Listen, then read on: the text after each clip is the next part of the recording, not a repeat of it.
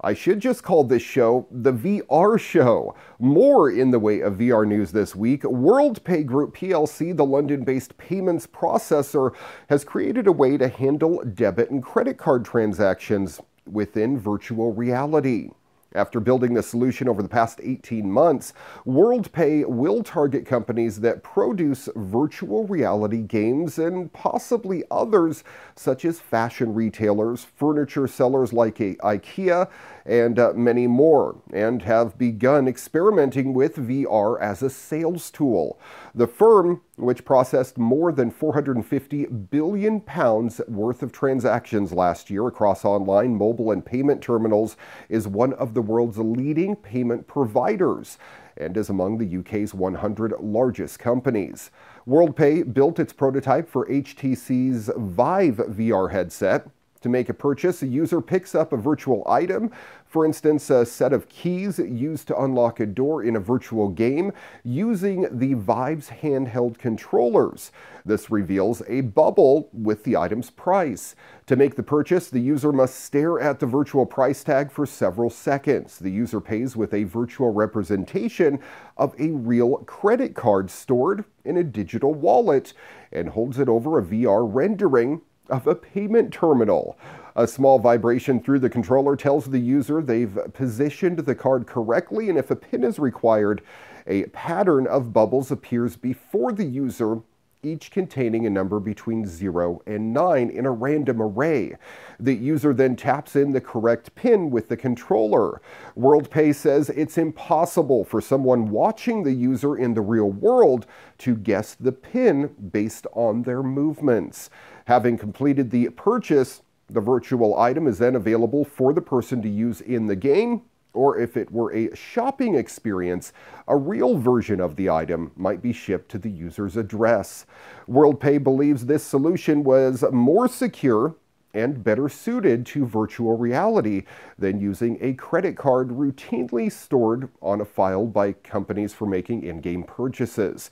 Because there was less risk of hacking and also a lower threat of accidental or unauthorized charges. WorldPay is planning on getting the solution to customers very soon. And in this week's gaming news, we dive back into the world of VR. HTC Vive owners who have previously looked with seething jealousy at Oculus Rift players enjoying a spot of seriously slick shooter action in super hot VR need seethe no more, because the game has now arrived on Steam and the Vive.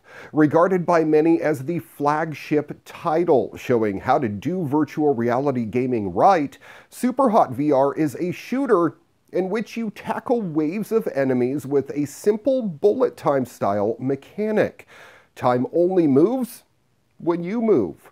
Think of it as a benignly violent version of the church scene in Kingsman: The Secret Service. And this Matrix-like blend of strategy, standing still to pause things and think about what you'll do, and breathless action when you actually move to tackle the baddies is a very compelling mix. And this addictive title can now be enjoyed on the HTC Vive, with Superhot VR being available to download and install on Steam, currently with a 20% discount, a promotion which runs until the end of the month. That means you get the game for $19.99 in the US. That's about $27 Australian instead of the normal price of $24.99 US, about $34 in Australia. So this isn't an expensive shooter either. That said, the actual campaign is pretty short, although there are other elements to tackle like the endless mode and various challenges. All in all, with all the new VR entries recently, it's becoming a much more attractive option to get your game on.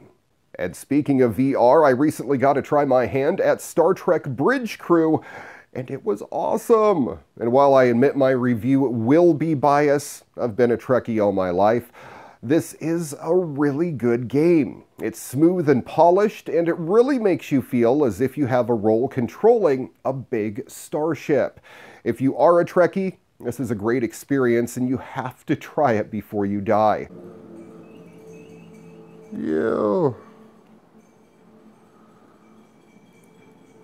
Oh, that's awesome. Now, is this the VR Star Trek game that I want?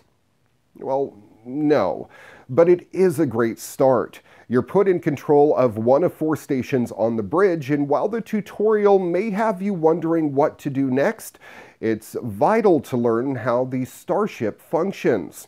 Once you start your first mission, you're armed with all the necessary tools to make this a geek's fantasy come true. I played as captain, meaning I could command one or all of the stations to perform tasks like scan the target or engage the enemy.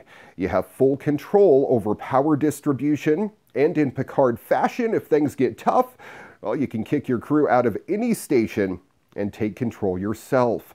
I played through 3 missions, including one on the original Enterprise, over 2.5 to 3 hours of gameplay.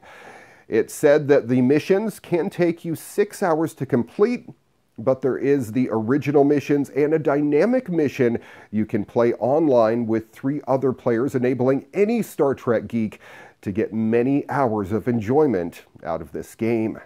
I hope this is just the start. We already know that they're working on adding voice commands to the computer players, and my hope is that eventually you'll be able to stand up and walk around the bridge, then go into the captain's ready room, get a cup of Earl Grey from the replicator, eventually being able to go to other decks and visit sickbay, 10 forward, the holodeck, and even the shuttle bay. Then going on away missions and essentially merging Star Trek Online with Star Trek VR. Oh man, that would be awesome. But I am getting ahead of the game here. For the time being, enjoy the best way ever to dive into the Star Trek universe with Star Trek Bridge Crew, earning a rating of 5 out of 5 Trekkies.